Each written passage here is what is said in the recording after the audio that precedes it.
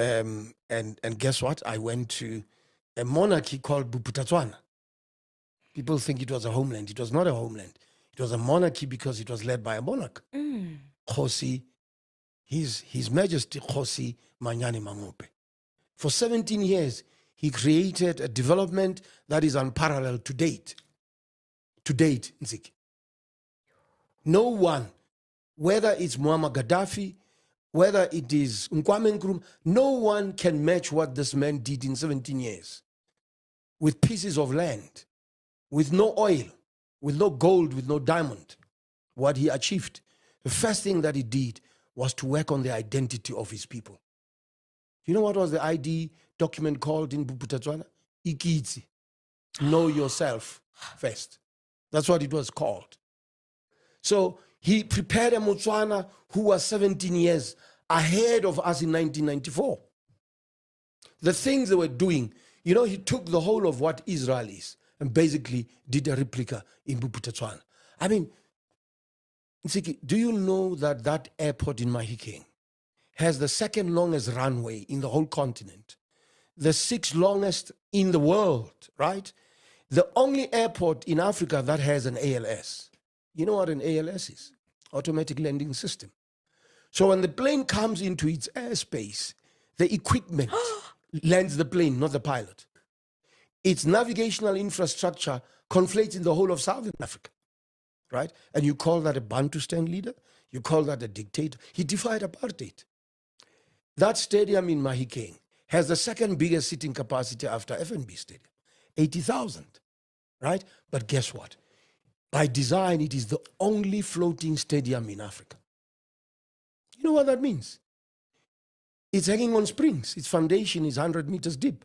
So if there is an earthquake happening on this continent, the safest place to be is Mabatu Stadium. What? Bob Recording Studios, the best ever built recording studios in the world. Acoustically, there's no studio that compares to BRS. You know why? It's a floating studio. The foundation is 50 meters deep. So if there's a recording, there is going to be a seamless recording. There won't be any interruption. If you look at the infrastructure, this is 1991, right? It was 20 years ahead of its time. Both digital and analog at the same time, Nziki, right? So there's no sound engineer who gets there and says, listen, I'm only doing analog. No, you can interface between digital. This is 1991. And you know, there was a migration from analog to digital. You know what? They are now migrating back to analog because digital is flat, analog is broad. There's a chilling plant in that studio, Nziki. Water is circulated on a 24-hour basis. It is then pumped onto the top of the studio. There's a massive air-conditioned plant, which is green. This is 1991, right? Guess what happens? You know that when you start recording, your humidity level increases. This water is then oxygenated, and it is chilled to 2 degrees. And it is then poured into the studio so that it mitigates the humidity levels. This is 1991. The desks there, we're talking about 184 channels. How come we don't hear about this leader?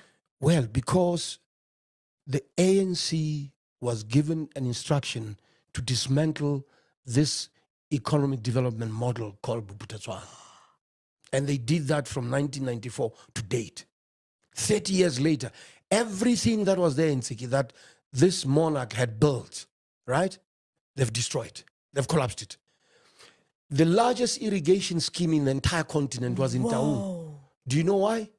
Because every river in the then Bophuthatswana and Western Transvaal, guess what? The catchment was Taung before the water goes to the sea. So he built the largest dam there to catch this water and built the biggest irrigation scheme.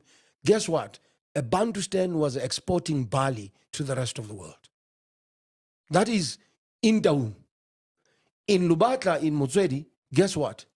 He was exporting vegetables and fruits to the rest of the world. And here's the deal.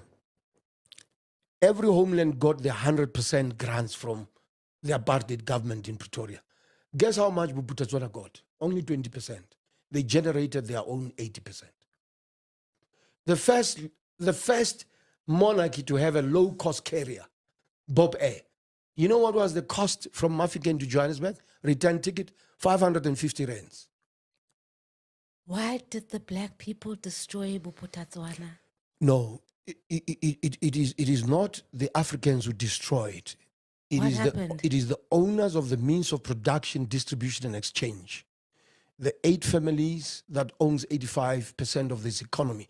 If you allowed Bob to extend, you are basically inculcating, you are incubating a new Africa who can lead South Africa better than the Afrikaners, better than the English. Listen, Mahikeng is home to the only community university in Africa. The people of Bob built a university, right? They donated money, cows, right? If you look at the faculties there, I mean, the best nanotechnologist, and may his soul rest in peace, from my University of Bophuthatswana. You know why I'm shocked in that Ndabeni? It's because when we were young, there was a narrative sold that Mangope is this power-hungry, doesn't want to join the South African corporation, and they just made him seem like, oh my God, like what they did to Mugabe, basically. So can you give us a bit of the history and whatever so that we can correct that narrative? Here's a deal. His father is a founding member of the ANC. Here's a deal. He was a member of the ANC Youth League. Here's a deal. He was taught maths and science by O.R. Tambo at St. Peter's in Rosentonville. Here's a deal. His fellows was Robert Mugabe, Prince Mangosuthu Buthelezi, Robert Smangaliso Sobukwe, Govan Mbeki, you name it. But he was a monarch. He was a Khosi, right? And look at the vision. You see, everything that has to do with the Renaissance of Africa is 2 things: vision and leadership and execution, nothing else. So he did that. He created an economy. Yes, people are saying it was artificial, but guess what? 90% employment in Bophuthatswana, 90%. And guess the other dichotomy. It is the only place where white people went there to look for work. They didn't go to the Transkei to look for work. They were deployed by Pretoria to look after their money. But in Bob, pilots came to work for Bob Air. Mabato Television, radio television, you name it. The banks, they had banks in Tsiki. They had banks. They had a marketing board that would buy all the proceeds from the farmers every year, right? They had a development corporation. When they were sort of like, de-established in 1994, guess what was SEBO? SEBO was the PIC. The PIC in actual fact is modeled on SEBO. Guess what was the balance sheet of the PIC? At the time, the so-called New South Africa happened. They had 45 billion rands balance sheet. Guys. This is 1994. You need to ask the so-called liberation movement, because I don't see the equity at all. What exactly did they create? Well, what exactly did they liberate us from? Because we're still not liberated economically. But what value did they create in 30 years? Juxtaposed to the 17 years that Kgosi Mangope had. The best bus building infrastructure asset Jura built. Go and look at it in Pretoria, what it looks like today. The industrial parks, I'm talking about 6 industrial parks. Go and look at the state of those industrial parks. Ntsiki, I'm also talking about conservation estate. This man was a conservationist. He built Pilansbeck. He built Madikwe. He built all those 16 game. Go and see. Ntsiki, there's no game.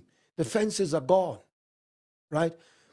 He was generating, he did 2 things. He created institutions. Because remember, that's the only way you can grow an economy. You need institutions, right? And he also created assets, commercial assets. That's why he was making money. And that is why he could take that money and invest. And I mean, let's look at the judiciary. Where does Mogoeng comes from? University of Bophuthatswana. Sisi Kampepe, Judge Nkabinde. You name them, right? I mean, the law faculty at the University of Bophuthatswana was run by the best, Professor Cayman Nathan. right? The best. And guess where she's buried? She's buried in Mutsweri, and she's Jewish, by the way. The only Jewish woman buried in a village in Africa, and is being celebrated. So when people say Bophuthatswana was a homeland, Bophuthatswana was a curse, was a disaster, I don't know where they're coming from. Because I was deployed with John Lamula, the current CEO of SAA, with the late Sheena Duncan, and I worked in Bophuthatswana.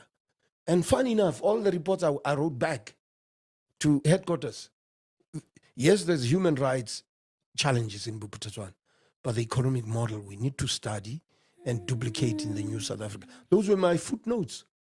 And you know who had problems with them all the time? Dr. Frank Chikani says, I have a problem with these footnotes. So I know you said, where do I come from? I come from Beggersdal. I went to Bob. I got arrested. I got deported. Arrested for? You remember I was a deputy chairperson of the civic movement in Beggersdal, and we organized the biggest bus boycott in the West Rand. Till today, you can't see buses in the whole of the West Rand. We were the leadership. We went to prison, and when I came out of prison in 88, Joe Sremani got me a job at the SACC, very interestingly. And I was working in Bob. That's how I came to know about Bob, and I was fascinated with what they were doing. And see, let me be metaphoric again. For the first time, I saw Africans who were sober during the day, who were behind major assets. I mean, the best cargo pilots in South Africa, 100% of them were trained in Bophuthatswana. The best CPLs, commercial pilots at SAA, Bophuthatswana. So that man did so much. We're unveiling his tombstone, by the way, this Saturday. And Mogoeng gave the inaugural lecture.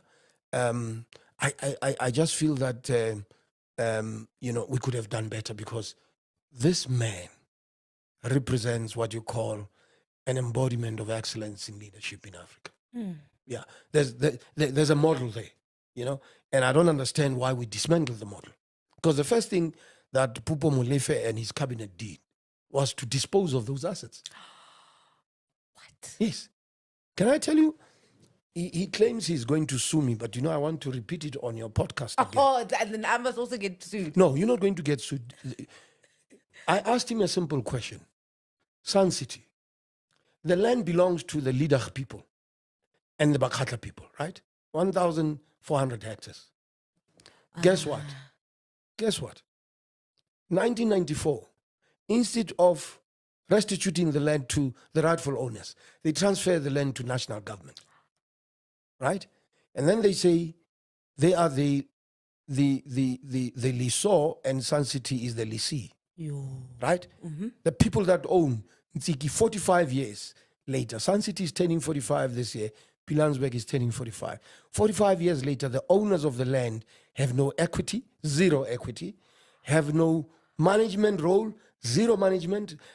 Sun City is run by people from outside of the Northwest. Procurement, zero. Sun City buys 1 million eggs. Ntsiki, none of those eggs are bought in the Northwest. Yet there are farmers around Sun City, right? So I asked him a question.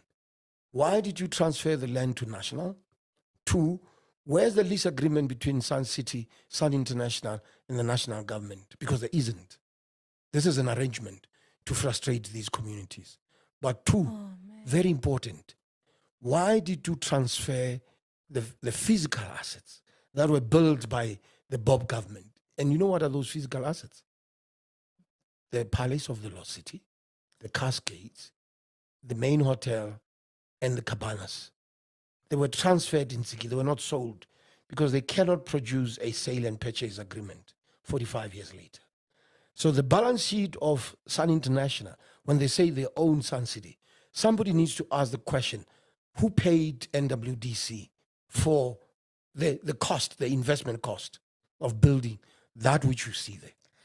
So then where does Saul Kerzner fit in? He just brought the brand. He's a brand strategist. He just brought the brand. Sun International, Sun City. That's it. Everything was done by the Northwest Development Corporation, which today is bankrupt. cannot pay its staff members. And yet, in 1994, it was sitting, I'm sure, with about close to about 500 million rands in its bank account. There's a company where I became CEO. You remember I became CEO, Northwest Parks and Tourism Board in 2003. Again, in the conservation space, Kgosi Mangophe had created companies. And do you know why he created companies? So that he must make tourism affordable for his people. You know, you could go to Bakatla Gate and sleep in a 5-sleeper chalet for 200 rands, all 7 of you. Today, it's not, right? And that's why people don't travel, you know? And I was saying that to the minister. Deal with the issue of access and affordability and Economic transformation. exclusion. Exactly. We are not physically oppressed today, but the economics is being used to exclude us. We can't go to places because we don't have the money, you know? So look at Pilanesberg. We had a company called Dirapeng. Ziki, this is criminal. Dirapeng, when I left, had a balance sheet of $500 million. Today has a 0 balance sheet. Because some premier called Supra Maumapelo decided to sell it for R1 to a company called Northwest Development Corporation. R1. This Dirapeng has 50% shares in a company called Pilanesberg Resorts. Guess who is the other partner? His name is Bart Dorenston. And guess what? Bart is the guy who owns the Michelangelo. Bart is the guy who owns the Da Vinci. Bart is the guy who owns the Leonardo, the latest, tallest building. Where did he get the money from? From the Pilanesberg. Do you know why? He's never declared dividends since 1991. That's why they got rid of me. Because every time they see me, there's institutional memory. 2, I'm very knowledgeable about these issues. That's why I'm the most hated guy in the Northwest. But I'm still standing. You know, I'm still standing. Because every time I see them and I said, Bart, where are the dividends? You know? It's criminal what the ANC has done in the Northwest. You know? But they have no conscience. And you know, when I say the ANC, I know I'm talking about an organization. The individuals it has deployed in the Northwest are evil people, are criminals. What they did to me personally, but what they've done to the people of the Northwest. You know, there's no water in the towns in the Northwest. There's no water. Go and see Mafikeng. It's full of potholes today. When in 1988, when I was on a charter bus and I traveled into Mafikeng, I marveled what I saw. I saw Africans in charge, driving the best cars. Megacity was the first ever built shopping mall in Africa, for your information. Leopard Park was the first ever built golf estate in Africa. Go and look at them today. What? Yes.